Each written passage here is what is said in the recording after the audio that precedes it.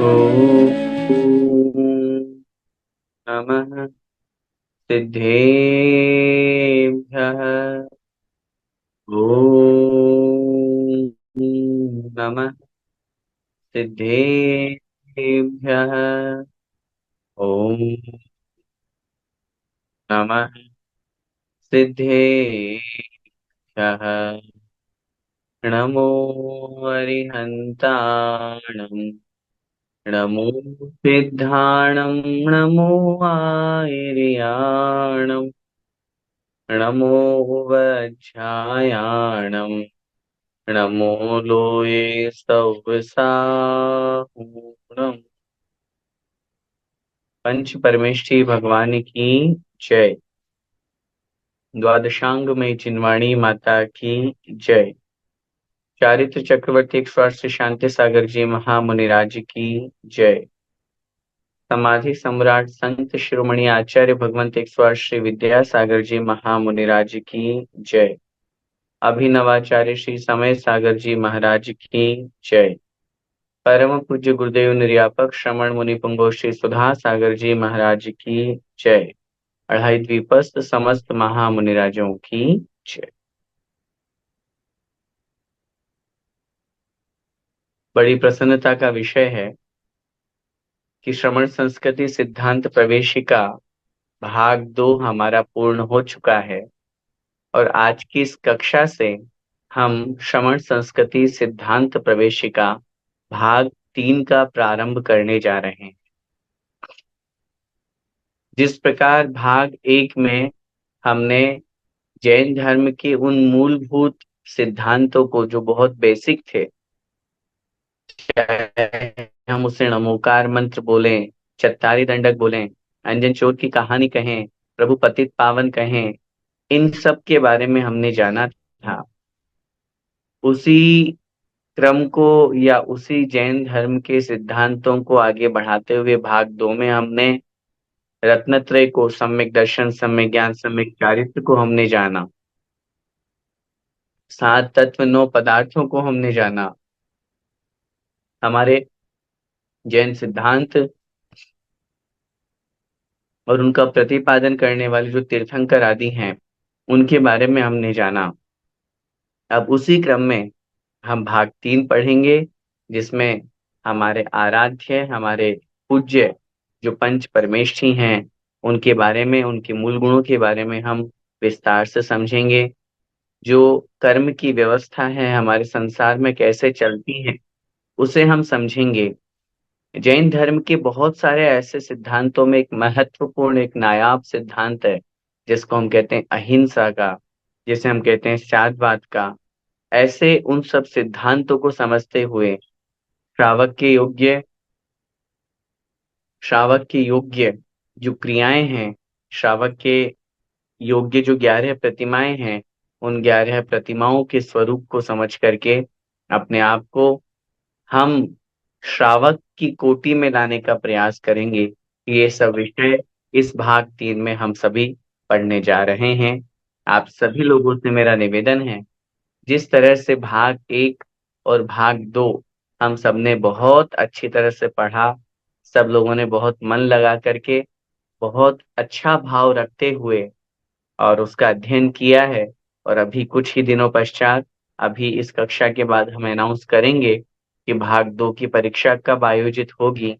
आप लोग उसकी तैयारी भी कर रहे हैं और अन्य लोगों को भी आप उस तैयारी में अपना निमित्त बना रहे हैं, तो वो भी हम करेंगे। आइए भाग 3 हम प्रारंभ करते हैं। और किसी भी जिनवाणी को, किसी भी पुस्तक को जब अपन प्रारंभ करते हैं तो मंगलाचरण हुआ करता है। भाग 1 में भी हमने देखा, भाग 2 में भी हमने देखा, भाग 3 में भी अब हम देख रहे हैं। सबसे पहला जो पाठ है वह प्रार्थना का ही है। आइए हम सब मिलकर के, हमारे लिए जो पंच परमेष्ठी हमारे आराध्य हैं, और आज की इस कक्षा की जो प्रार्थना है, ये इतनी महत्वपूर्ण प्रार्थना है क्योंकि इसमें जितने भी हमारे पूज्य पद है, जिन जिन की हम पूजा करते हैं, जिन जिन की हम आराधना करते हैं, ऐसे हमारे पंच परमेष्ठी, पंच परमेष्ठी के बाद में 4 मंगल, चार उत्तम और चार शरण। इन 12 प्रकार के जो मंगल, उत्तम और शरण रूप हैं और पंच परमेष्ठी हैं, इनकी प्रार्थना, इनकी स्तुति, इनकी वंदना, इनके बारे में कथन, इनका गुणानुवाद आज की इस प्रार्थना में हम करेंगे। एक बात हम आपको और जानकारी के लिए बता दें, किसी भी मांगलिक कार्यक्रम को हम प्रारंभ करते हैं तो हमारे यहाँ पर एक बहुत सुंदर व्यवस्था बनाई गई है विनायक यंत्र पूजा की। आप लोगों ने देखा भी होगा कि कहीं पर भी, चाहे वैवाहिक मांगलिक कार्यक्रम हो, सामाजिक कोई भी कार्यक्रम हो, शिलान्यास हो, गृह प्रवेश हो, विवाह हो, फेरे जब होते हैं उस समय, सभी व्यवस्थाओं में विनायक यंत्र पूजन होती ही है। कभी विचार किया हमने ये विनायक यंत्र क्या होता है, और इस विनायक यंत्र में जो मंत्र है वो क्या है, इस विनायक यंत्र में किनका कथन है, किनका वर्णन है, किन के बारे में लिखा हुआ है? पता है आप में से किन्हीं को? कभी ध्यान से देखें, कभी अभिषेक करते समय। पुरुष वर्ग से मेरा विशेष निवेदन, अभिषेक करते हैं ना, तो किनका करते हैं अभिषेक, पता तो हो? हम किनका अभिषेक कर रहे हैं ये हमें जानकारी होना चाहिए। भगवान का अभिषेक कर रहे हैं, कौन से भगवान हैं? हैं, पता ही नहीं है, बस लिया कलश और डाल दिया। पता ही नहीं है कौन से भगवान का हमने कौन से तीर्थंकर का हमने अभिषेक किया। और जैसे ही यंत्र जी पे, भगवान जी के अभिषेक के बाद में हम यंत्र जी पे जल धारा छोड़ते हैं, अभिषेक करते हैं, तो कौन सा यंत्र है ये तो देखो जरा। विनायक यंत्र है, सिद्धि यंत्र है, पंच परमेष्ठी यंत्र है, रत्नत्रय यंत्र, कौन सा यंत्र है जो सामने विराजमान है, जिन पर अभिषेक हो रहा है? क्या पता वो यंत्र भी पूज्य है कि नहीं है, ये भी तो जरा देखो। क्योंकि आजकल बहुत सारे ऐसे ऐसे यंत्र चलने लग गए जो हमारे जिनागम के बाह्य है, बाहर है, आगम से विपरीत है। तो विनायक यंत्र की जो मैं बात कर रहा हूं, उस विनायक यंत्र में ये ही वर्णन है जो आज हम इस प्रार्थना में पढ़ेंगे, जिसमें पंच परमेष्ठी का वर्णन और फिर उसके पश्चात चार मंगल, चार उत्तम और चार शरण,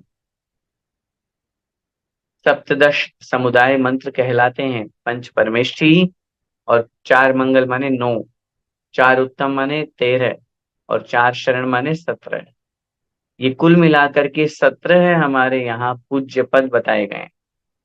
जब पूज्यता की बात आती है तो एक की बात कही जाती है, सबसे पहले हमें वीतरागी की पूजा करनी चाहिए।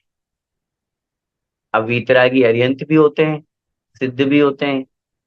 सामान्य रूप से और बढ़ोतरी करें तो देवशास्त्र गुरु की पूजा, और वृद्धि करें तो पंच परमेष्ठी की पूजा, अरिहंत सिद्धाचर उपाध्याय साधु। और बढ़ोतरी करें और किन की पूजा करनी चाहिए, तो पंच परमेष्ठी में जिन धर्म, जिनागम, जिन चैत्य और जिन चैत्यालय, इन चार को और सम्मिलित कर लिया जाता है, तो ये हो गए 9 देवता।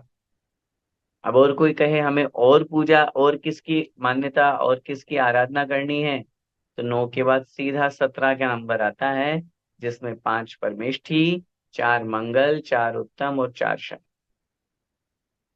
12 ये चत्तारी दंडक जिसको अपन बोलते हैं, और पंच परमेष्ठी ये 17 है हमारे द्वारा पूज्य हैं। इनके अलावा और किसी की पूजा, आराधना, प्रार्थना, भक्ति, स्तुति नहीं होती है हमारे जिनागम में, दिगंबर जैन आगम। और महत्वपूर्ण बात, जो आज हम प्रार्थना यहाँ पर पढ़ने जा रहे हैं, इसके रचयिता हम सब के आराध्य परम पूज्य आचार्य भगवंत विद्यासागर जी महामुनिराज, जिन्होंने इतनी सुंदर, इतनी अच्छी यह प्रार्थना लिखी है। आइए हम सब इसका बहुत अच्छी तरह से उच्चारण करते हुए, और मैं तो ये चाहूंगा कि ये प्रार्थना हम सबको याद होनी चाहिए। क्योंकि अभी मैंने आपको क्या कहा, जितने भी पूज्य पद हैं, जिन जिन की हम पूजा करते हैं, जिन जिन की हम आराधना, स्तुति, वंदना, अभिषेक करते हैं, वो सब इसमें आ गए। आप तो इस बात से अंदाजा लगा लीजिए ना आप तो इस बात से अंदाजा लगा लीजिए कि कोई भी मांगलिक कार्यक्रम होता है उसमें विनायक यंत्र की पूजा होती है। और विनायक यंत्र की पूजा जब हम करते हैं तो उस विनायक यंत्र की पूजा में इन्हीं पांच मंगल, चार, पांच परमेष्ठी, चार मंगल, चार उत्तम और चार शरण की आराधना होती है। तो ये हमारे लिए कितना पावरफुल है, कितनी महत्वपूर्ण प्रार्थना है। हमें और कुछ आए या नहीं आए, बहुत से लोग कहते हैं भैया जी हमको भक्तामृत पढ़ना नहीं आता संस्कृत में। बहुत लोग कहते हैं हमें और कोई स्तुति नहीं आती है, ना कोई हमें महावीराष्टक याद है, ना हमें कोई पार्श्वनाथ स्तोत्र याद है। तो क्या करें?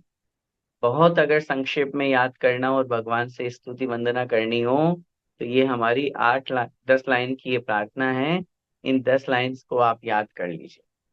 इसमें सब आ गए, सबका वर्णन आ गया। और बहुत सुंदर, एक एक शब्द बहुत अच्छा है। हम उनका अर्थ भी समझेंगे यहाँ पर। आइए उच्चारण करते हैं। सिद्धांत प्रवेशिका भाग 3, खंड है, पाठ 1।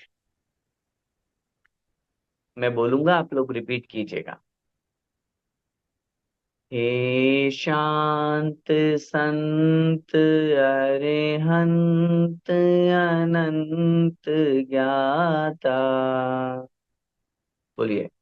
हे शांत संत अरिहंत अनंत ज्ञाता। हे शुद्ध बुद्ध जिन सिद्ध अबध दाता। हे शुद्ध बुद्ध जिन सिद्ध अबध दाता। आचार्य वर्य उपजाय सुसाधु सिंधु। आचार्य वर्य उपजाय सुसाधु सिंधु। मैं बार बार तुम पाद पयोज बंदु। मैं बार बार तुम पाद पयोज बंदु। कितनी सुंदर पंक्तियां हैं। हम यहाँ पंच परमेष्ठी की बात कर रहे हैं। कैसे हैं पंच परमेष्ठी? उनका स्मरण करते हुए, उनकी स्तुति वंदना, उनकी गुणानुवाद करते हुए लिख रहे हैं। सबसे पहली पंक्ति में आचार्य भगवान, हे शांत संत अरहंत अनंत ज्ञाता। कैसे हैं अरिहंत भगवान? हे भगवान, हे संबोधन है ये। शांत, सबसे पहला विशेषण दे दिया, जो शांत स्वरूपी है, जिनके मन में कोई तरंगे नहीं है, जिनके मन में कोई विकल्प जाल नहीं है, जिनके अंदर किसी प्रकार का कोई भी संसार की आपत्ति, विपत्ति, परेशानी, कोई कार्य करने की इच्छा, विकल्प, लहरें जहां उठती रहती है। एक जैसे उदाहरण समझिए, एक होता है शांत पानी और एक होता है हिलोरे मारने वाला। है हिलोरे मारने वाला, कभी ऊपर की ओर कितनी लहरें उठती है, फिर गिरती है, फिर हिलोरे, तरंगे उठ रही है, गिर रही है। और एक बिल्कुल शांत पानी है। अब दोनों दृश्य आपके सामने हैं। अब इसी से समझ जाइए, या इसी से अपन समझ सकते हैं कि दोनों में कितना अंतर है। एक पानी में निरंतर विकल्प हो रहा है, निरंतर तरंगे उठ रही है, बैठ रही है, फिर आ रहा है, जा रहा है, सब हो रहा है। और दूसरा पानी बिल्कुल शांत है, निर्विकल्प है, कोई तरंगे नहीं। ऐसे ही वो जो निरंतर हिलोरे उठ रही हैं, तरंगे चल रही हैं, विकल्प जाल में फंसे हुए हैं, वो हैं हम और आप, संसारी प्राणी। और जो विकल्प जाल से पूर्ण रूप से नष्ट कर दिए हैं, जिन्होंने विकल्प जाल समाप्त कर दिए हैं, अरिहंत भगवान। 13वें गुणस्थान में है, भली अभी द्रव्य मन है लेकिन भाव मन नहीं है, मन में कोई विकल्प नहीं है। कृतकृत्य कहा जाता है उनको, करने योग्य जितने भी कार्य थे सब उन्होंने कर दिए। जब कर दिए तो फिर अब कुछ करना बाकी ही नहीं रहा, तो फिर विकल्प किस बात का। जैसे हम और आपको निरंतर विकल्प, एक कार्य पूरा हुआ नहीं कि दूसरा फिर से इसके बाद ये करना, इसके बाद ये करना है। आचार्य भगवंत पूज्यपाद स्वामी महाराज ने लिखा है ना अष्टोपदेश में, विपद भव पदावर्ते पदिके वाति बाह्यते, यावत् तावत् भवन्त्यन्या प्रचुरः विपदः पुर। संसार जो है वे विपद भव पदावर्ते पदिके वाति बाह्यते। जैसे वो रहट होता है ना, जल निकालने वाला, आजकल मशीन का जमाना आ गया है। पहले के समय में बैलों के माध्यम से जल निकाला जाता था कुएं से, खेत में पानी डालने के लिए। तो रहट होता था, वो निरंतर चलता रहता था। एक रहट नीचे से पानी भर के आता, ऊपर लाता, खाली होता, हफ्ते में नीचे, ऐसा चलता रहता। ये संसार है, एक विपत्ति समाप्त हुई नहीं कि दूसरे सामने खड़ी है, एक विकल्प खत्म हुआ नहीं कि फिर ये फिर ये फिर ये फिर ये। लेकिन कैसे हैं हमारे भगवान, वीतरागी अरिहंत भगवान, विकल्प जाल से पूर्ण रूप से नष्ट है, दूर कर दिया, पूर्ण रूप से रहित है, शांत स्वभावी संत। संत का एक बहुत शब्द अच्छा यहाँ पर प्रयोग किया है। संत शब्द का मतलब सिर्फ मुनि महाराज ही नहीं होते, और एक दृष्टि से देखे जाए तो अरिहंत भगवान भी मुनिराज हैं। 5 तरह के मुनि होते हैं हमारे यहाँ पे। आचार्य उमा स्वामी महाराज ने तत्वार्थ सूत्र जी के 9वें अध्याय में उलाक वकुश कुशिल निर्ग्रंथ स्नातका निर्ग्रंथा, 5 प्रकार के दिगंबर मुनि महाराज बताए हैं। उनमें 13वें 14वें गुण स्थानवर्ती जो अरिहंत भगवान होते हैं वो स्नातक मुनि कहलाते हैं। तो इसलिए संत, संत शब्द हमें बता रहा है जो सज्जन हुआ करते हैं वो उस पद को प्राप्त करते हैं।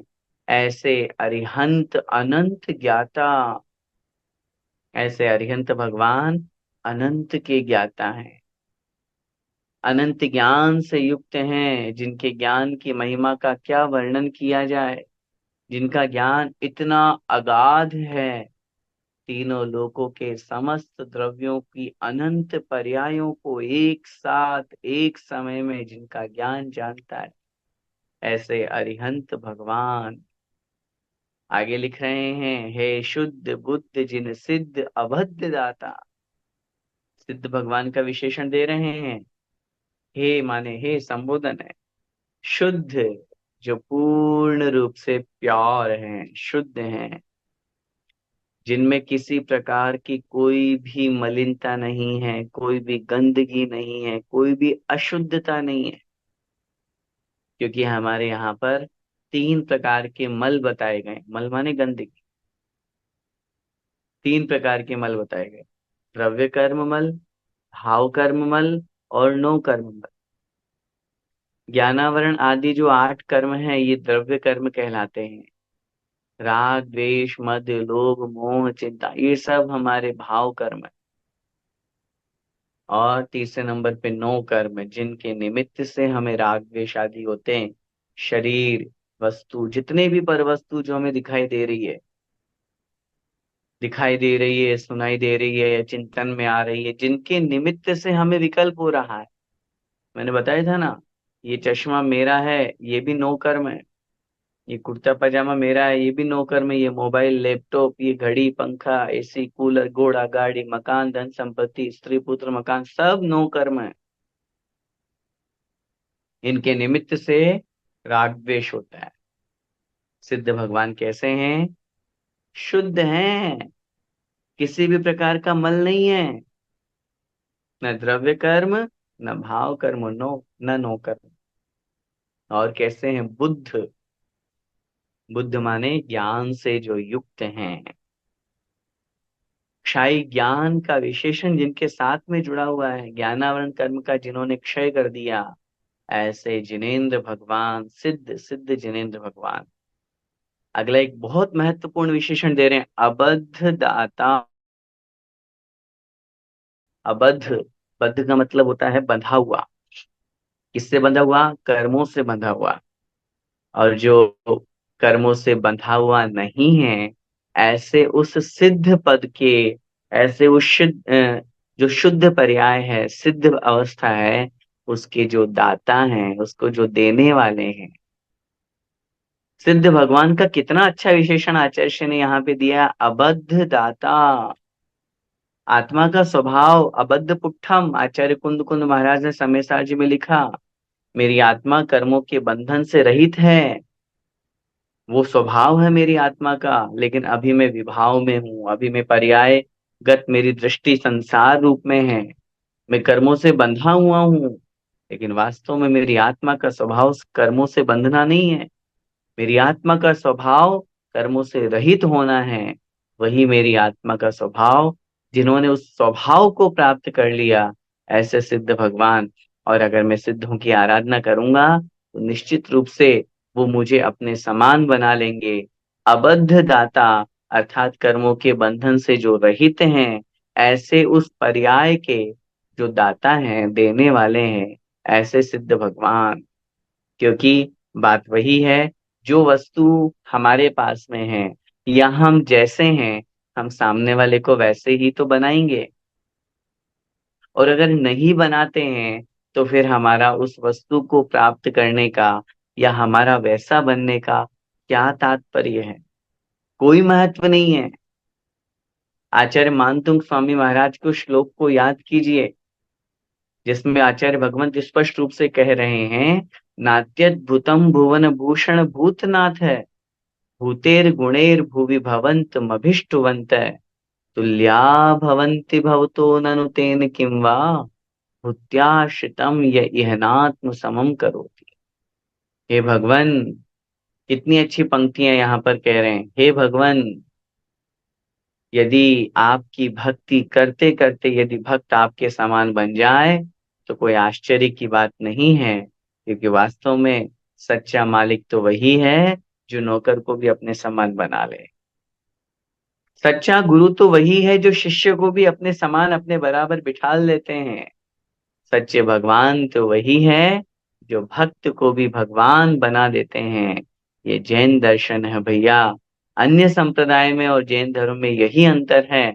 वहां भगवान एक ही है, वही बार बार अवतार लेकर के और आपकी रक्षा करने और संसार की व्यवस्था उनकी अपेक्षा से, उनके अनुसार करने के लिए आ जाते हैं। वहां कोई भगवान नहीं बन सकता, भगवान तो एक ही है। आप भक्त हो, आप भक्त बने रहो। लेकिन हमारे जैन धर्म में कितनी बड़ी ताकत है। आचार्य भगवंत लिखते हैं और हमारे भगवान कहते हैं, नहीं, मैं भी पहले तुम्हारे जैसे था, मेरी पर्याय भी ऐसे संसारी अवस्था में जैसे तुम और हम भटक रहे हैं वैसे ही भटक रहा था मैं भी। जैसे मैं पार हो गया वैसे तुम भी पार हो सकते हो, जैसे मैं शुद्ध बन गया वैसे तुम भी शुद्ध बन सकते हो। आवश्यकता है पुरुषार्थ करने की। इसलिए मैं निवेदन कर रहा हूं, अबद्ध दाता शब्द ये बता रहा है कि सिद्ध भगवान हम सबको सिद्ध अवस्था देने वाले हैं। दाता माने देने वाले हैं। आगे, आचार्य वर्य उवझाय सुसाधु सिंधु। वर्य माने होते हैं महान, आचार्य वर, आचार्य भगवंत, उवझाय उपाध्याय, सुसाधु सिंधु, और जो सु माने अच्छे, सच्चे, साधु माने साधु है, मुनि महाराज है, सिंधु रूप में सागर के समान है। आचार्य उपाध्याय साधु को यहाँ क्या उपमा दी गई? सागर। जैसे सागर कितना गहरा होता है, जैसे सागर में कितना अथाह जल होता है, ऐसे जिनका ज्ञान भी अथाह है। जैसे जो सागर गहरा होता है, ऐसे ही जो आत्मा की गहराई में पहुंच करके, और जैसे सागर की गहराई में पहुंच के रत्न मिलते हैं, ऐसे आत्मा की गहराई में पहुंच करके, अंदर की गहराई में पहुंच करके आत्मा रूपी रत्न की प्राप्ति होती है। ऐस इसीलिए हमारे दिगंबर साधुओं को सागर की उपमा दी जाती। विद्या सागर, सुधा सागर, प्रमाण सागर, समय सागर, शांति सागर, ये सागर क्यों लगा है? सीधा सा अकेले विद्या भी नाम ले सकते थे, लेकिन सागर शब्द इस बात का द्योतक है, विशेषण। इसलिए ऐसे आचार्य, उपाध्याय और साधु जो सिंधु के समान हैं, मैं बार बार तुम पाद पयोज वंदु। हे भगवान, क्योंकि ऊपर की लाइन में, पहली लाइन में अरिहंत भगवान का, दूसरे में सिद्ध भगवान का, और फिर नीचे की लाइन में तीनों परमेष्ठी आ गए, आचार्य, उपाध्याय और साधु, तो पंच परमेष्ठी हो गए। ऐसे पांचों परमेष्ठी को मैं बार बार, निरंतर, हमेशा तुम, आपके, क्योंकि संबोधन दिया ना सब जगह, हे, इसलिए भगवान मैं आपके पाद पयोज, पाद माने चरण, और पयोज का मतलब होता है कमल। पय माने जल में, जय माने जन्म लेने वाला। तो पाद पयोज अर्थात आपके चरण कमल को मैं वंदू माने वंदना करता हूँ, प्रणाम करता हूँ। पहली पंक्ति में अरिहंत, सिद्ध और आचार्य, उपाध्याय, साधु की आराधना करते हुए इस पहले छंद में लिखा, जो कैसे हैं एक बार विशेषण देख लीजिए। जो शांत स्वभावी हैं, संत रूप हैं, अनंत ज्ञान से युक्त अनंत ज्ञाता हैं, ऐसे हे अरिहंत भगवान। जो शुद्ध हैं, बुद्ध हैं, ऐसे, और जो शुद्ध अबद्ध को देने वाले हैं, ऐसे सिद्ध भगवान।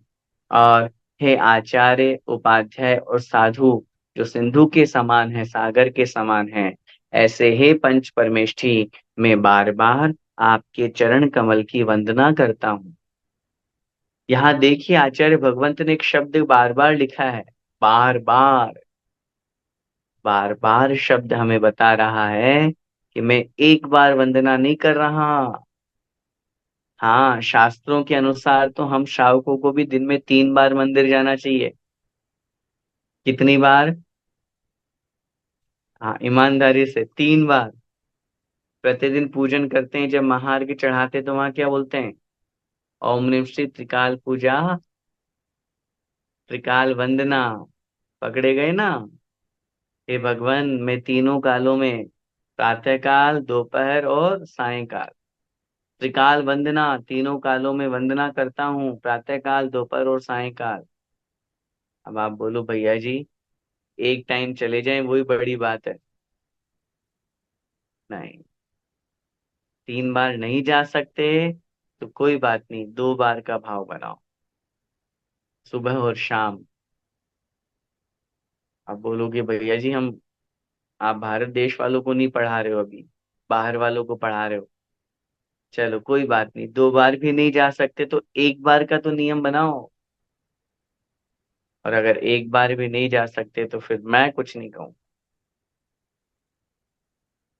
बार बार तुम पाद पयोज वंदु, ये शब्द हमें बता रहा है कि हमें बार बार वंदना करनी चाहिए। कर रहे हैं हम यहाँ ये नहीं करें कि हम नहीं करते हैं, लेकिन जो नहीं करते हैं उनके लिए मैं निवेदन कर रहा हूँ। क्योंकि 1 बार, 2 बार, 3 बार वंदना करने मात्र से पेट नहीं भरता। कभी भी भगवान की भक्ति करते हुए थकना नहीं है। जैसे संसार का कार्य करते हुए क्या हम थकते हैं? पैसे कमाते हुए क्या हम थकते हैं?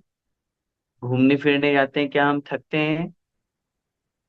संसार का काम कर रहे हैं, भोग विलास कर रहे हैं, भोजन कर रहे हैं, खा पी रहे हैं, खूब कर रहे हैं, हम हर चीज बार बार करते हैं। ऐसे ही धर्म भी बार बार करना है, भगवान की वंदना भी बार बार करना है, भगवान की पूजा, प्रार्थना, नमोस्तु, सब कुछ बार बार करना है। और जब कभी खाली हो, वैसे तो होंगे नहीं कभी खाली, खाली होने का मतलब कोई कार्य नहीं कर रहे हो, क्योंकि ये चीज मैं खुद भी फॉलो करता हूँ, इसलिए मुझे अच्छा लगता है। हम कार भी ड्राइव कर रहे हो, या बैठे हुए हैं कहीं ट्रेवल कर रहे हैं, ऑफिस भी जा रहे हैं, घर पे भी हैं, दुकान पे भी हैं, या कहीं पे ऑफिस है, कहीं पे भी है, फैक्ट्री में, कहीं पे भी है, और फ्री है, कोई काम नहीं कर रहे हैं। कुछ काम कर भी रहे हो तो भी उसमें ऐसा जरूरी नहीं अपना 100% दे रहे हो। मन ही मन में भगवान का स्मरण करो, मन ही मन में नमोकार बोलो, मन ही मन में बड़े बाबा की जाप करो। समय व्यर्थ नहीं गंवाना। अगर 1 मिनट भी हमको मिल रहा है, तो 1 मिनट में भी अगर हमारी 2 बार मुंह से, 3 बार, 5 बार भी अगर जाप निकल गया, मन से हमने चिंतन कर लिया, रात्रि में सोते हैं, बहुत बार नींद नहीं आती है, क्या करें? बस लेटे लेटे जाप करते रहो मन ही मन में। कुछ जरूरी थोड़ी ना है कि हम वचन से ही बोलें, क्योंकि अपवित्र पवित्रो वा ध्यायेत पंच नमस्कारम, जब लिखा है पढ़ा है कि कोई आपत्ति नहीं है मंत्र का ध्यान करने में, मन ही मन में बोलने में।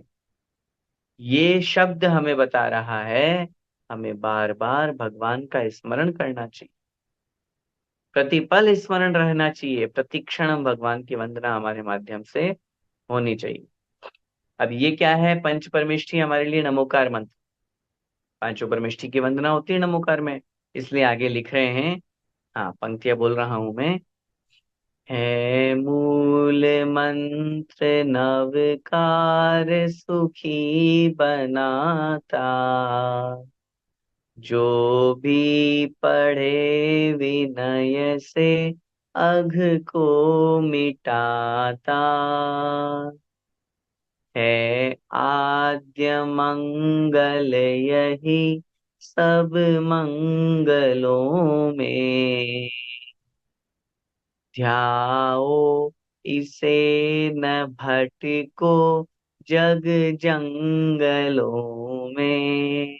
देखो कितनी अच्छी बात आचार्य श्री कह रहे हैं कि पंच परमेष्ठी जो अपन ने पढ़े हैं, मूल मंत्र नवकार सुखी बनाता, यही मूल मंत्र है हमारा। नमो ओरियंताणम, नमो सिद्धाणम, नमो आयरियाणम, नमो उवज्झायाणम, नमो लोए सव साहूणम। यही मूल मंत्र है, मूल मतलब जड़, यही हमारा मुख्य मंत्र है, नवकार नमोकार मंत्र। और ये नमोकार मंत्र लिख रहे हैं हमें सुखी बनाता, हमें सुख प्रदान करता है, हमें सुखी बनाता है। जो भी पढ़े विनय से, जो भी इसको विनय से पढ़ता है, विनय पूर्वक पढ़ता है, ऐसा नहीं कि झूठा मुंह है और मुंह से उच्चारण कर रहे हैं, ऐसा नहीं कि चप्पल जूते पहने हुए हैं और हम मुंह से उच्चारण कर रहे हैं। पढ़ने की बात कर रहे हैं, चूंकि यहाँ पे ध्यान की नहीं। अभी मैंने पहले बोला ना, मन में ध्यान तो कहीं पे भी कर सकते हैं, लेकिन बोल रहे हैं, पढ़ रहे हैं, तो थोड़ी बहुत तो शुद्धता चाहिए, विनय पूर्वक। क्योंकि जितनी विनय पूर्वक, जितनी श्रद्धा, जितनी भक्ति, जितने सम्मान से हम इस मंत्र को पढ़ेंगे, उतना हमारे लिए महत्वपूर्ण होगा। और जो भी पढ़े विनय से, क्या लिख रहे हैं? अघ को मिटाता, अघ माने होता है पाप, उसके पाप को यह नमोकार मंत्र मिटा देता है। नमोकार मंत्र के पढ़ने के प्रभाव से उसका पाप नष्ट हो जाता है, समाप्त हो जाता है। और कैसा है ये नमोकार? ये पंच परमेष्ठी है आद्य मंगल यही सब मंगलों में। मंगल का मतलब होता है शुभ, अच्छा, कल्याणकारी। आद्य माने पहला, है आद्य मंगल यही, सबसे प्रथम मंगल ही यही है, सबसे पहला मंगल कल्याणकारी ही यही है। सब मंगलों में जितने भी मांगलिक कार्य है, अपन बोलते हैं ना, एसो पंचनमो यारो सव पाव प्रणासनो मंगलाणम च सव्येसिम परमम हुई मंगलम। सव्येसिम मंगलाणम अर्थात जितने भी मंगल हैं उन सब में ये परमम हुई पहला मंगल होता है। तो इसीलिए वही पंक्ति का अर्थ आचार्य भगवंत ने यहाँ लिखा है, यह सब मंगलों में सबसे पहला मंगल है। ध्याओ, आचार्य श्री कह रहे हैं इसका ध्यान करो, इसका जाप करो, इसका पाठ करो, इसकी भक्ति करो, इसकी पूजा करो, इसका विधान करो। ध्याओ इसे, न भटको जग जंगलों में। जग माने संसार, जंगल में, संसार रूपी जंगल में भटकने की आवश्यकता नहीं है, क्योंकि जंगल एक ऐसा स्थान है, हम किधर भी जाएंगे हमें रास्ता नहीं मिलेगा। पता ही नहीं है ना, सब तरफ से जंगल जंगल, चारों तरफ से, कहाँ जाएं, किधर जाएं? इधर 2, 5, 10, 50 किलोमीटर भी चले जाएं तो भी रास्ता नहीं मिल रहा है, कहाँ जाएं? यही तो संसार है। न भटको जग जंगलों में, आचार्य श्री कह रहे हैं इसका ध्यान करो, जिसके प्रभाव से संसार रूपी जंगलों में भटकना नहीं होगा। और हम संसार से बाहर निकल करके, उस जंगल से बाहर निकल करके और सही रास्ते पर, मोक्ष मार्ग पर लग जाएंगे। आगे क्या लिख रहे हैं? सर्वज्ञ देव अरहंत परोपकारी, श्री सिद्ध वंद्य परमात्म निर्विकारी, श्री केवली कथित आगम साधु प्यारे, ये चार मंगल अमंगल को निवारे। चार प्रकार के मंगल की बात है, जिसमें सबसे पहले अरिहंत मंगल अपन बोलते हैं। चत्तारि मंगलम अरिहंत मंगलम, सर्वज्ञ देव अरिहंत परोपकारी। जो सर्वज्ञ देव हैं, जो सब कुछ जानते हैं, जिनके ज्ञानावरण कर्म के नाश होने से, जिनमें सर्वज्ञता प्रकट हो गई, बताइए संसार का, पूरे तीनों लोकों का, और न केवल तीन लोगों का, अपितु लोक के बाहर आलोक का भी, समस्त द्रव्यों की अनंत पर्यायों को। केवल हम और आपको जानने की बात नहीं है। ऐसे संसार में कितने सारे जीव द्रव्य हैं? अनंतानंत। उन अनंतानंत की अनंत पर्यायें, भूतकाल की अनंत पर्याय, भविष्य की अनंत पर्याय और वर्तमान की समस्त पर्यायों को एक साथ एक समय में जो जानते हैं, उसका नाम है सर्वज्ञ। सर्वद्रव्य पर्यायेषु केवलस्य, ऐसे सर्वज्ञ देव अरिहंत भगवान। एक शब्द महत्वपूर्ण दिया, परोपकारी। पर परोपकारी, कितने बड़े उपकार करने वाले हमारे। अगर अरिहंत नहीं होते तो हमें सिद्धों का ज्ञान नहीं होता। क्यों सबसे पहले पंच परमेष्ठि में नमोरियंताणम बोला, जबकि बड़े तो सिद्ध हैं? क्यों चार मंगल, चार उत्तम, चार शरण में पहले अरिहंत लिखा, सिद्ध बाद में लिखा, जबकि सिद्ध बड़े हैं? क्योंकि अरिहंत भगवान हमारे लिए उपकारी हैं। अरिहंत भगवान ने हमें उपदेश देकर के मार्ग बताया है। अरिहंत भगवान हमारे लिए गुरु रूप में है। अरिहंत भगवान हमारे लिए मार्गदर्शक हैं, गाइड हैं हमारे। अरिहंत भगवान ने बताया नहीं, अरिहंत भगवान उपदेश देते तो हमें कैसे पता चलता कौन सिद्ध है, कौन अरिहंत है, कौन आचार्य उपाध्याय है? इसलिए अरिहंत भगवान के लिए परोपकारी शब्द का प्रयोग। श्री सिद्ध वंद्य परमात्म निर्विकारी। श्री सिद्ध भगवान कैसे? वंद्य माने वंदना के योग्य हैं, प्रणाम के योग्य हैं। और परमात्म, परमात्म है। आत्मा तीन तरह की, बहिरात्मा, अंतरात्मा और परमात्मा। जिनकी आत्मा ने कर्मों का नाश कर दिया है, जो निकल परमात्मा है। निर्विकारी, विकार जिनके अंदर किंचित मात्र भी नहीं है। सभी तरह का विकार, मात्र काम वासना का ही विकार नहीं होता। क्रोध भी एक विकार है। विकार माने जो स्वभाव में नहीं है, विभाव में, वो सब विकार। हाँ, क्रोध, मान, माया, लोभ, हिंसा, झूठ, विकल्प जाल जितने भी है, वो सब विकार हैं। उनसे जो रहित हैं, अरिहंत मंगलम सिद्ध मंगलम। अब आगे लिख रहे हैं, श्री केवली कथित आगम। श्री केवली भगवान के द्वारा जो कथित माने कहा गया है, केवली पण्णत्तो धम्मो। केवली भगवान ने जो आगम कहा है, क्यों केवली भगवान ने आगम की बात की गई है? आगम तो कोई और भी कह सकता है, प्रवचन तो कोई भी दे सकता है, जिनवाणी का उपदेश तो कोई भी दे सकता है, लेकिन नहीं, केवली कथित, केवली भगवान के द्वारा जो कहा गया है। क्योंकि केवली भगवान वीतरागी है। क्योंकि केवली भगवान सर्वज्ञ है, वो जो भी उपदेश देंगे वो बिल्कुल सच्चा देंगे। सब कुछ जानने वाले हैं, तो गलत क्यों बोलेंगे? और वीतरागी हैं तो किसी के पक्ष में आकर के भी नहीं, जो है सो है वैसा बोलेंगे। इसलिए श्री केवली कथित आगम, केवली भगवान के द्वारा जो कहा गया आगम है। और साधु प्यारे, अर्थात जो हमारे प्रिय साधु भगवंत है, मुनि महाराज हैं, आचार्य उपाध्याय साधु, क्योंकि आचार्य और उपाध्याय भी साधु में इंक्लूड है। आचार्य और उपाध्याय तो एक पद है, बल्कि है तो वो पहले साधु ही। साधु के 28 मूल गुणों का पालन तो उनको करना ही पड़ता है।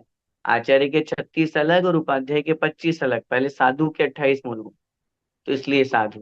ये चार मंगल, ये चार प्रकार के मंगल कहे गए हैं जो अमंगल को निवारे, अर्थात जो अमंगल है, अर्थात अकल्याणकारी है, अशुभ है, संसार में भटकाने वाले हैं, उनको दूर करते हैं, दूर करने वाले हैं। अर्थात जो हमारे लिए अशुभ हैं, जो हमारे लिए अकल्याणकारी है, ऐसे उस अमंगल को दूर करने वाले ये चार मंगल हैं। क्योंकि मंगल अपन पहले पढ़ के आए हैं, जो मंगम लाति इति मंगलम, अर्थात जो सुख लाता है उसका नाम मंगल है। मम गालियति इति मंगलम, जो पाप को गलाता है उसका नाम मंगल है। ऐसे ये चार मंगल हमारे यहाँ कहे गए। आगे लिख रहे हैं, श्री वीतराग अरहंत कुकर्म नाशी, श्री सिद्ध शाश्वत सुखी शिव धाम वासी, श्री केवली कथित आगम साधु प्यारे, ये चार उत्तम अनुत्तम शेष सारे। क्या कह रहे हैं, श्री केवली अरिहंत, श्री वीतराग अरिहंत। अरिहंत भगवान कैसे हैं, वीतरागी है। राग द्वेष मद लोभ मोह सब 18, भूख प्यास 18 प्रकार के दोष से जो रहित हो गए हैं, जिनके पास में किंचित मात्र भी राग नहीं है, ऐसे अरिहंत भगवान कुकर्म नाशी। कर्म को आचार्य श्री लिख रहे हैं, कु माने खोटे, जो खोटे कर्मों का नाश करने वाले हैं। अब देखिए, कर्मों का नाश तो सारे ही कर्मों का नाश तो कर देंगे, लेकिन विशेषता किसकी चल रही है यहाँ पे, अरिहंत भगवान की। और अरिहंत भगवान चार घातिया कर्मों का नाश कर लेते हैं, और चार घातिया कर्म हमारे यहाँ पे पाप कर्म कहे गए हैं। इसलिए खोटे कर्म, जो पाप कर्म हैं, उनका जो नाश करने वाले हैं, ऐसे अरिहंत भगवान सिद्ध कैसे हैं, श्री सिद्ध शाश्वत सुखी शिव धाम वासी, जो सिद्ध हैं, शाश्वत सुखी। बस सिद्ध अवस्था प्राप्त हो गई, अव्ययवाद सुख मिल गया, अब शाश्वत है, परमानेंट।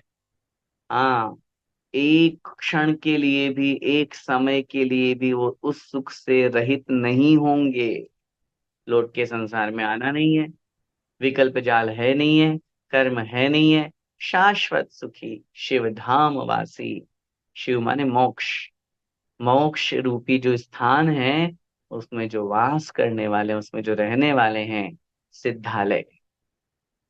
और सिद्धालय में जो निवास करने वाले हैं, ऐसे श्री सिद्ध भगवान, श्री केवली कथित आगम, और जो केवली भगवान के द्वारा कहा गया है ऐसा जिनागम, और साधु प्यारे, अर्थात ऐसे प्रिय हमारे साधु, आचार्य उपाध्याय साधु इसमें आ गए। ये चार उत्तम, ये चार उत्तम। अरिहंत भगवान का विशेषण दे दिया, जो कैसे हैं, जो वीतरागी हैं और पाप कर्म का नाश करने वाले हैं, ऐसे अरिहंत भगवान। जो सिद्ध हैं, कैसे हैं, शाश्वत सुखी हैं और सिद्धालय में विराजमान हैं, मोक्ष धाम के निवासी हैं, ऐसे सिद्ध भगवान। तीसरे नंबर पर केवली भगवान के द्वारा कहा गया आगम, और प्रिय दिगंबर साधु मुनि महाराज। ये चार कौन हैं, उत्तम हैं, अनुत्तम शेष सारे। इनके अलावा जो कुछ भी हैं, वो सब अनुत्तम हैं, वो श्रेष्ठ नहीं है, वो महान नहीं है। अब देखिए, यहाँ ये मत समझिएगा, क्योंकि लगभग अपन जहाँ पढ़ते हैं वहाँ चार मंगल, चार उत्तम, चार क्षण में क्रम क्रम यही है, अरिहंत सिद्ध साधु और केवली प्रज्ञप्त धर्म। लेकिन चूंकि कोई भी छंद का निर्माण होता है, तो उसमें आगे पीछे क्रम हो जाए तो कोई विकल्प नहीं करना। आगे अंतिम पंक्तियां लिख रहे हैं चरण की, जो श्रेष्ठ हैं शरण मंगल कर्म जेता, आराध्य हैं परम हैं शिव पंथ नेता। मैं वंद्य खेचर नरो असुरो सुरों के, वेधेय पंच गुरु हों हम बालकों के। क्या लिख रहे हैं? जो श्रेष्ठ हैं, अरिहंत भगवान, सिद्ध भगवान, साधु और केवली प्रज्ञप्त धर्म, इनके बारे में बता रहे हैं। जो श्रेष्ठ हैं, ये सब श्रेष्ठ हैं। शरण मंगल कर्म जेता, श्रेष्ठ से आ गया उत्तम, शरण शब्द का प्रयोग कर ही दिया। और मंगल रूप में जो है कर्म जेता, जो कर्मों को जीतने वाले हैं। ये चार मंगल, चार उत्तम और चार शरण कर्मों को जीतने वाले हैं, आराध्य हैं, परम हैं शिव पंथ नेता। कैसे हैं ये? आराध्य हैं, आराधना के योग्य हैं। आराधना माने पूजा, स्तुति, वंदना, उसके योग्य हैं। परम है, महान है, शिव पंथ नेता, मोक्ष रूपी पथ के, मोक्ष रूपी मार्ग के जो नेता है। नेता का काम उपदेश देना, नेता का काम स्वयं चलना और दूसरों को अपने पीछे पीछे चलाना। इसीलिए हमारे यहाँ इनको नेतारम, मोक्ष मार्गस्य नेतारम, मोक्ष मार्ग के जो नेता हैं। और कैसे हैं ये? हैं वंद्य, वंदनीय हैं। किसके द्वारा? खेचर, ख का मतलब होता है आकाश, और खे माने आकाश में, चर माने विचरण करने वाले। आकाश में विचरण करने वाले, आकाश में गमन करने वाले, अर्थात विद्याधर। खेचर का मतलब क्या होता है? विद्याधर। नरो माने मनुष्य, असुर, असुर और सुर माने, अब देखो देवों में दो भेद हो कर दिए। असुर माने होते हैं भवनत्रिक, भवनवासी, वेंतर और ज्योतिष। और वैमानिक देवों को सुर शब्द से संज्ञा से प्रयोग किया जाता है। तो जो ये चार मंगल, चार उत्तम, चार शरण, पंच परमेष्ठी हैं, कैसे हैं ये? जो विद्याधर, मनुष्य, देवता, असुर देवता, भवनवासी, वेंतर, ज्योतिषी, सुर माने वैमानिक देवता, मतलब सबके द्वारा जो वंद्य है माने वंदनीय हैं। वे ध्येय पंच गुरु हों, ऐसे वे ध्येय माने ध्यान करने योग्य हैं। मेरे ध्यान में हमेशा रहे वे पंच गुरु। हम बालकों के, हम सब बालक ही तो हैं। बालक का मतलब सिर्फ छोटा बच्चे का नाम बालक नहीं है। जो उम्र में छोटा है उसका नाम बालक नहीं है। भगवान के सामने तो हम सब बालक हैं। और न केवल भगवान के सामने, अपितु अपने आप को हमेशा बालक बना के रखिए। कितने भी ज्ञानी विद्वान बड़े हो जाएं, हम तो बालक हैं।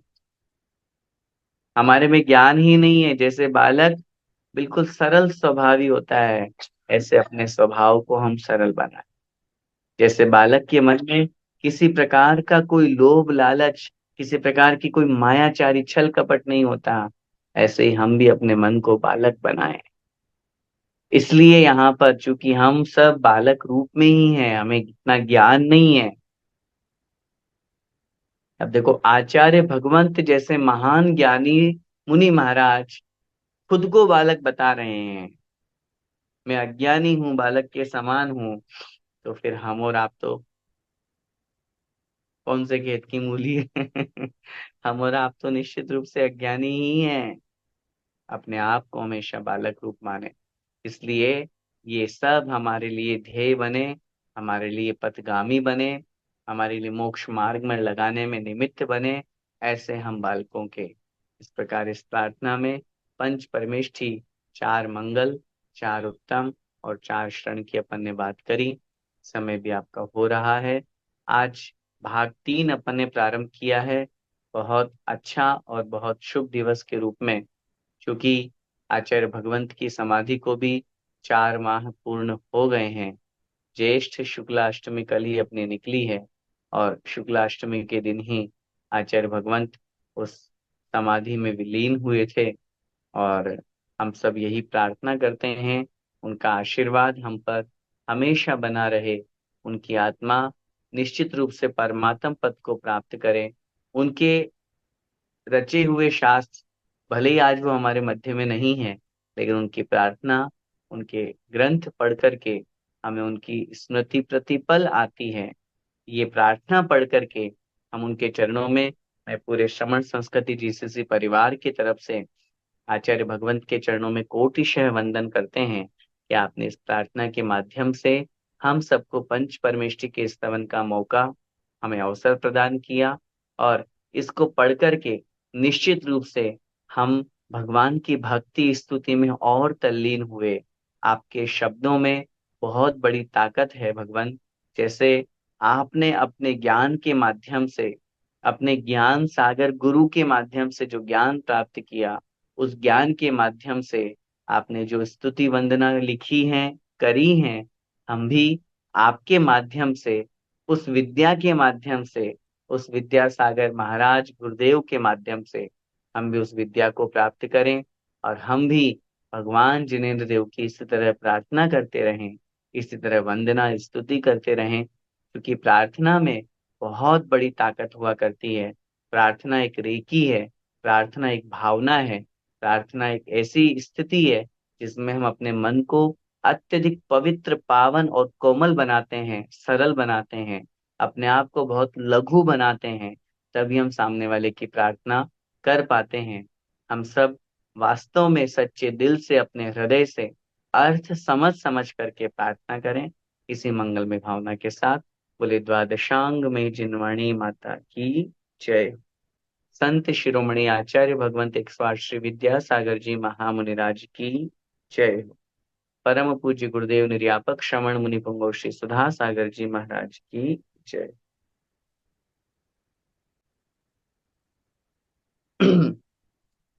एक निवेदन आप सभी लोगों से।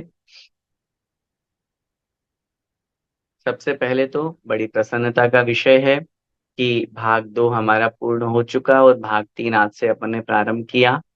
और जैसा कि मैंने निवेदन किया था कि जून माह में आप लोगों के भाग 2 की परीक्षा आयोजित होनी, और वो घड़ी बहुत नजदीक आ गई है।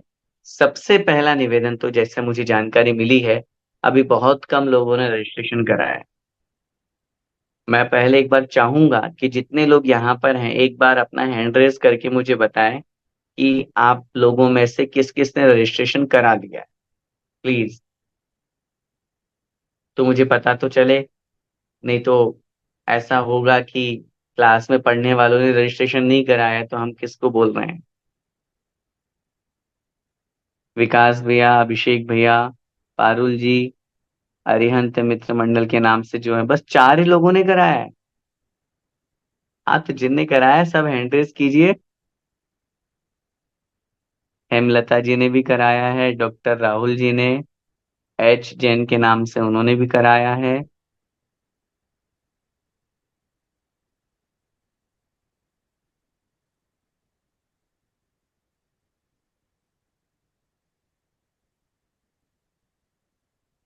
हाँ, अस्मिता जी पाटिल ने करा लिया, चंद्रगुप्त भैया ने करा लिया,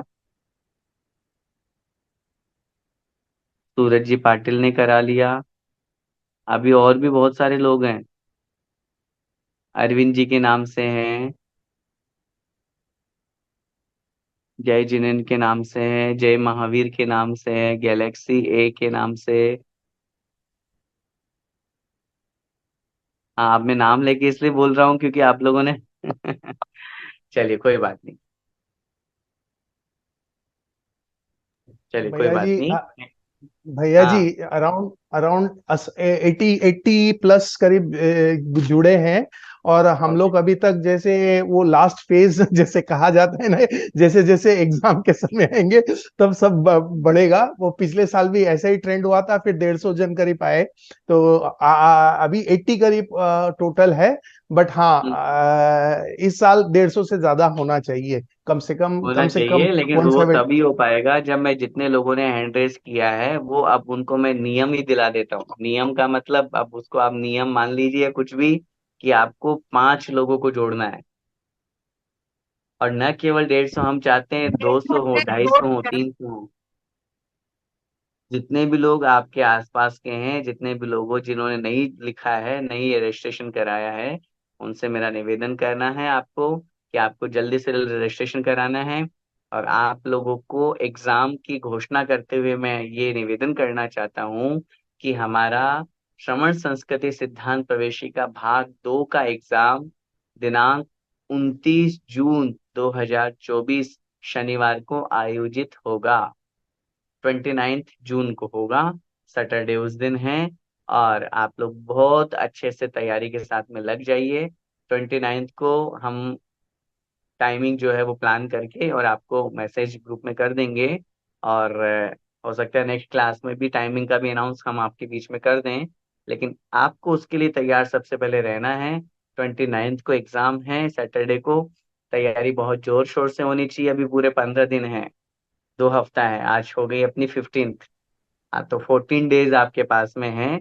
और बहुत अच्छे से तैयारी कीजिएगा, मेरी यही भावना है। सब लोग जुड़ें, और जितना अच्छे से आप एग्जाम देंगे, जितना अच्छे से आप पढ़ेंगे, वो रिवाइज होगा। देखिए, मैं आपको एक निवेदन फिर करना चाहता हूँ कि एग्जाम तो एक बहाना है। स्वाध्याय आप लोग कर रहे हैं, ये बहुत खुशी की बात है, बहुत अच्छा है। मुझे बहुत अच्छा लगता है कि आप लोग इतने दूर से रह करके भी पढ़ने की भावना रखते हो। लेकिन वो याद नहीं करेंगे हम, पढ़ेंगे नहीं, वापस रिवाइज नहीं करेंगे तो भूल जाएंगे। और एग्जाम एक बहाना होता है उसको रिवाइज करने का, उसको पढ़ने का। तो इसलिए मेरा आपसे निवेदन है, आप सभी लोग उस एग्जाम की तैयारी करें। आइए, क्विज जो हमारी चल रही है, उस क्विज में ये जो 8 नंबर की क्विज हमारी रही, इसका अनाउंस मैं पहले आप लोगों के बीच में क्वेश्चंस पढ़ते हुए उसके रिजल्ट का अनाउंस करता हूँ। उसके बाद फिर भैया, आगे। पंडित पंडित जी साहब, सॉरी, आपको एक जस्ट आप जी। वो भी बता दीजिए कि वो बच्चे लोग भी इस एग्जाम में आराम से जुड़ सकते हैं। कोई भी कैटेगरी, दो ही मतलब उनका इवैल्यूएशन अलग रहेगा, बट बच्चे भी एग्जाम आराम से इसमें जुड़ सकते हैं। जैसा मैंने लास्ट टाइम भी कहा था, अभी फिर निवेदन कर रहा हूँ। लास्ट टाइम जैसे बच्चों का अलग रखा था, ऐसे ही इस बार भी बच्चों का बिल्कुल एवोल्यूशन उनका पूरा अलग होगा। उनका पूरा जांच अलग होगा, उनका फर्स्ट सेकंड थर्ड अलग निकाला जाएगा, उनको बड़ों में इन्वॉल्व नहीं किया जाएगा। तो प्लीज किड्स, मैं आप लोगों से भी कहूंगा, क्योंकि आप लोगों की जो वीडियोस आते थे तो वो मुझे बहुत अच्छे लगते थे, और मैं आपको कहता भी था। और काफी बच्चे भी कहते थे हाँ, इस बार मम्मा पापा के साथ हम भी बैठेंगे, और आई थिंक वो पढ़ते भी होंगे।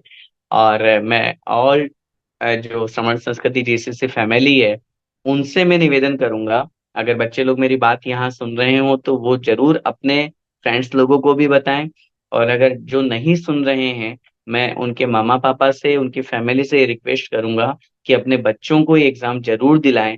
देखिए, मैं आपको फिर एक बात कहना चाहता हूँ, एग्जाम इतना इम्पोर्टेंट नहीं है, मार्क्स इतने इम्पोर्टेंट नहीं है, जितना इम्पोर्टेंट है वो 5 मिनट, 10 मिनट, आधा घंटा धर्म पढ़ेंगे। और ये वही धर्म है जो हमारी आत्मा का धर्म है। ये वही धर्म है जो हम मुझे अपने आत्मा के लिए पढ़ना, दूसरों के लिए नहीं पढ़ना। और मैं आपको हमेशा पहले भी कहा करता था, और आज फिर कह रहा हूँ इस प्रसंग पे, आप लोग कभी भी इस गलत सोच में मत रहिएगा कि मैं आप लोगों को पढ़ाता हूँ। विकास भैया,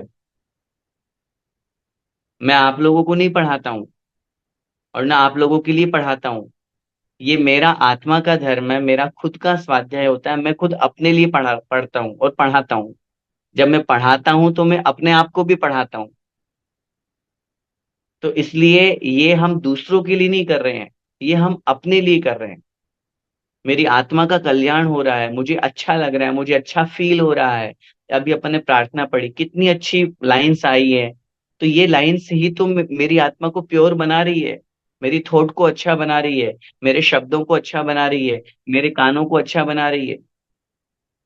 उसके लिए अपन को पढ़ना है। मार्क्स और ये सब तो एक बहाना है। एग्जाम देना एक बहाना है, मार्क्स आना बहाना है, फर्स्ट सेकंड थर्ड निकालना बहाना है। अपने आप को हमें पवित्र बनाना है, सबसे महत्वपूर्ण बात। इसलिए आप सब लोगों से मेरा निवेदन है, अपने बच्चों को बहुत अच्छे से इन्वॉल्व करें। और अगर ऐसी व्यवस्था बन जाएगी, और आई थिंक बनेगी या बनी हुई होगी, तो आपके मार्क्स जो है वो सबके सामने डिक्लेयर भी नहीं होंगे, डोंट वरी। विकास भैया, अपनी टीम से आप कहिएगा, मैं आपसे निवेदन कर रहा हूँ पूरी टीम से, कि किसी के भी मार्क्स किसी दूसरे को पता नहीं चलना चाहिए। जी जी भैया जी, ठीक। ताकि किसी के मन में ये विकल्प ना रहे कि मेरे मार्क्स कम आ रहे हैं तो मुझे सबके सामने थोड़ा सा शर्मिंदगी महसूस होगी। या ठीक है, आप कहेंगे, या जो फर्स्ट सेकंड थर्ड या जो टॉप रहेंगे उनके मार्क्स हम आप लोगों के बीच में अनाउंस करेंगे, वाजिब सी बात है। विदाउट मार्क्स अनाउंस किए हम कैसे फर्स्ट सेकंड थर्ड या टॉप निकालेंगे? लेकिन अन्य जो लोग हैं उनके हम मार्क्स अनाउंस नहीं करेंगे। उनको पर्सनल उनके मैसेज करके या जो भी व्यवस्था बनेगी उनको भेज दिए जाएंगे, बता दिए जाएंगे। आप अपना खुद का इवोल्यूशन खुद कर सकते हैं। एग्जाम के बाद में हम एक क्लास लेंगे जिसमें पूरे 100 जो क्वेश्चंस होंगे उन पे अपन डिस्कस करेंगे। तो आप अपने मार्क्स खुद अपने आप में पहचान सकते हैं कि मैंने इस क्वेश्चन में क्या लिखा था और क्या नहीं लिखा था।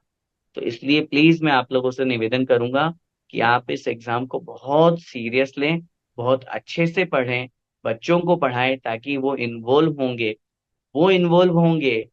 तो मैं समझता हूँ कि आपको ज्यादा खुशी होगी, मेरे से ज्यादा खुशी आपको होगी कि वो कम से कम हमारे सामने पढ़ रहे हैं और धर्म की बातें सीख रहे हैं। घर में एक ऐसा माहौल बनना चाहिए कि आपस में एक दूसरे से डिस्कस करो। अब भूल जाओ पति पत्नी आपस में बातें, सुबह शाम सब्जी काहे की बनानी है, ये काहे की बनानी है, ऑफिस से ये लेते हुए आना, वो करते हुए आना। अब ये क्वेश्चन पेपर आपस में लेकर के चलो, उनसे फोन पे बात करो तो बताओ ये क्वेश्चन मुझे समझ में नहीं आ रहा, इसका आंसर क्या होगा? पतिदेव पूछ रहे हैं ये बताना यार मेरे को समझ नहीं आ रहा, इसका आंसर क्या होगा? समझ नहीं आ रहा। ये माहौल बनना चाहिए घर में। तब तो लगे कि हाँ वास्तव में हम श्रमण संस्कृति जीसीसी पाठशाला पढ़ रहे हैं। समझ में आ रहा है सभी लोगों को? तो ये माहौल बने, अच्छी भावना रखें, सब लोग बिल्कुल जुड़ें और बच्चों को साथ में इन्वॉल्व करें ताकि अपना यह जो अपन एक भावना लेकर के चल रहे हैं, एक भाव है, सब लोग जुड़ेंगे। जितने लोग जुड़ेंगे, मैं तो फिर कहता हूँ एक व्यक्ति एग्जाम दे या 1000 एग्जाम दे या 100 एग्जाम दे, पेपर तो वही बनना है, मेहनत उतनी ही होनी है। तो जितने लोग इन्वॉल्व होंगे और आप अगर उनको इन्वॉल्व करोगे तो आपके निमित्त से वो धर्म पढ़ेंगे, आपके निमित्त से वो स्वाध्याय करेंगे, आपके निमित्त से वो परीक्षा देंगे। कितना पुण्य लगेगा उनको? और उनको जितना पुण्य लगेगा उसका छठा भाग आपके खाते में अपना चला गया। और मैं तो हमेशा कहता हूँ मैं तो बड़ा स्वार्थी हूँ, बहुत सेल्फिश हूं मैं। आप लोगों को लगता होगा कि भैया जी देखो, अब बार बार आप लोग प्रशंसा करते हो मेरी, आप इतना बिजी रहते हो, ये है वहाँ है वहाँ है, ये सब कुछ होते हुए भी आप क्लास लेते हो। भैया ये क्लास लेना आप लोग समझ रहे होंगे या आप अपनी तरफ से आप बोलते होंगे, मैं तो बहुत क्लियर कह रहा हूँ, ये तो मेरा स्वार्थ है। मुझे अच्छा लगता है, मेरा पुण्य बढ़ता है, मैं जितनी देर स्वाध्याय करता हूँ, आप लोग स्वाध्याय कर रहे हैं, आपका जो पुण्य बढ़ रहा है उसका छठा भाग मेरे मेरे अकाउंट में अपने आप आ रहा है। मैं तो अपना पुण्य बढ़ा रहा हूँ, मैं तो अपना ज्ञान बढ़ा रहा हूँ, मैं तो अपना स्वाध्याय कर रहा हूँ, मैं तो अपना शुभोपयोग बढ़ा रहा हूँ। इसलिए हमेशा जितना हो सके अन्य लोगों को इसमें इन्वॉल्व करने की कोशिश करें ताकि और अच्छे से अच्छे अपना भी पुण्य बढ़े, उनका भी स्वाध्याय बढ़े। आइए, जो क्विज है उसका मैं अनाउंस कर रहा हूँ। सबसे पहला प्रश्न हमारे सामने था, एक पूर्वांग यानी कितने वर्ष होते हैं? ऑप्शन एक 84 करोड़ वर्ष, ऑप्शन बी जो सेकंड है 84 कोटि वर्ष, और ऑप्शन सी 84 लाख वर्ष। राइट आंसर इज 84 लाख वर्ष। 84 लाख वर्षों का एक पूर्वांग होता है। सेकंड क्वेश्चन, कौन से तीर्थंकर भगवान के काल से किस तीर्थंकर भगवान के काल तक धर्म का विच्छेद हुआ था? ऑप्शन ए 9वें से 15वें तीर्थंकर, ऑप्शन बी दूसरे से 10वें तीर्थंकर, ऑप्शन सी 10वें से 18वें तीर्थंकर। राइट आंसर इज 9वें से 15वें तीर्थंकर तक। शांतिनाथ भगवान तक ये मतलब व्यवस्था, शांतिनाथ भगवान के पूर्व तक ये हुआ और उसके बाद से अनवरत हमारे साथ में यह धर्म आज भी चल रहा है और पंचम काल के अंत तक चलेगा। षटखंडागम से पहले कौन सा शास्त्र लिखा गया था? Option A Dhavala, option B Ashtapahud, option C Kashaya Pahud. Right answer is कषाय पाहुड़। फोर्थ क्वेश्चन है, संसार के सारे कथन किसमें विभाजित हैं? ऑप्शन ए तीन भंग, बी पंचभंग, सी सप्तभंग। राइट आंसर इज सप्तभंग। जिनवाणी स्तुति में अपन ने पढ़ा था वही भातियां हैं। फिफ्थ क्वेश्चन, जिनवाणी कितने रूप में कही गई है? ऑप्शन बी दो, नए और प्रमाण, option C 3, option B 3, option C 4। Right answer is option A 2, नए और प्रमाण दो। क्वेश्चन नंबर 6, ज्ञान का फल क्या होता है? ऑप्शन ए अपेक्षा, ऑप्शन बी उपेक्षा, ऑप्शन सी राग। Right answer is option B उपेक्षा। णाणम फलम उपेक्षा। ज्ञान का फल उपेक्षा है, वैराग्य भाव। ऑप्शन 7, सॉरी क्वेश्चन 7, आत्मा के 4 शत्रु कौन से हैं? ज्ञानावरण, दर्शनावरण, मोहनीय और अंतराय। ऑप्शन बी ज्ञानावरण, दर्शनावरण, मोहनीय और वेदनीय। ऑप्शन सी ज्ञानावरण, दर्शनावरण, मोहनीय और गोत्र। राइट आंसर इज ज्ञानावरण, दर्शनावरण, मोहनीय और अंतराय, 4 घातीय कर्म जिनको हम कहते हैं। Option A is the right answer. Question number 8, Kashaya Pahud की रचना किसने की थी? ऑप्शन ए गुणधर स्वामी, ऑप्शन बी आचार्य उमा सेन, ऑप्शन सी दौलत राम। कषाय पाहुड़ की रचना आचार्य गुणधर स्वामी ने की थी। Option A right answer. Dharsen आचार्य के पास कितने अंग का ज्ञान था? ऑप्शन ए 1, ऑप्शन बी 11 है, option C 14। Right answer is option A, 1 अंग का ज्ञान उनके पास मात्र था। क्वेश्चन नंबर 10, पंचम काल में सबसे बड़ा आश्चर्य किसको मानते हैं? ऑप्शन ए दिगंबर श्रावक, ऑप्शन बी दिगंबर मुनिराज, और ऑप्शन सी सभी तिर्यंच। Right answer is option B दिगंबर मुनिराज, जो आचार्य श्री वाला वक्तव्य उदाहरण हमने आपको सुनाया था। लास्ट क्वेश्चन, नमोकार मंत्र के प्रभाव से अग्निकुंड शीतल किसका बना? रानी सीता का, सती अंजना का, सी चंदन बाला का, या डी इनमें से कोई नहीं। Right answer is option A सती सीता जी का। इस तरह से ये 11 प्रश्न हमारे रहे। इन 11 प्रश्नों में जिन्होंने पूरे 11 के 11 प्रश्नों का सही उत्तर दिया है, ऐसे 4 महानुभाव हमारे बीच में हैं। मैं उनका नाम अनाउंस कर रहा हूं, एक बार जोरदार तालियों से उनका स्वागत कीजिएगा। Shrimati Hira Devi ji Kodha, Dubai. Second number पे Shrimati Pushpa Devi ji Jain, Dubai. Third number पे Neha ji Jain, Dubai. And fourth Chandragupt Patil, Dubai. इस बार दुबई वालों ने ही बाजी मारी है। दुबई वालों के चारू। बाहर का और कोई ना, चारों नाम दुबई वाले ही हैं। और बाहर के कोई फिलहाल मिरज के, महाराष्ट्र के, गुवाहाटी के, इम्फाल के अभी फिलहाल इसमें नाम नहीं है। इसका सबसे बड़ा कारण है क्योंकि इस बार के प्रश्न जो है हमने क्लासेस से दिए हैं, जो हमारी क्लासेस अपन पढ़ रहे हैं। तो इसलिए आप लोग क्लास ध्यान से पढ़ेंगे, वापस क्लास को रिकॉल करेंगे, तो आंसर आपको बहुत अच्छे से आएंगे। इन चारों महानुभावों को मैं श्रमण संस्कृति जीसीसी परिवार की तरफ से बहुत बहुत बधाइयाँ, बहुत बहुत हार्दिक शुभकामनाएं देता हूँ। और यही प्रार्थना और यही भावना भाता हूँ कि आप लोग इसी तरह से उन्नति और प्रगति करते रहें, धर्म से जुड़ते रहें। और इस तरह से ये अनाउंस कंप्लीट हुआ।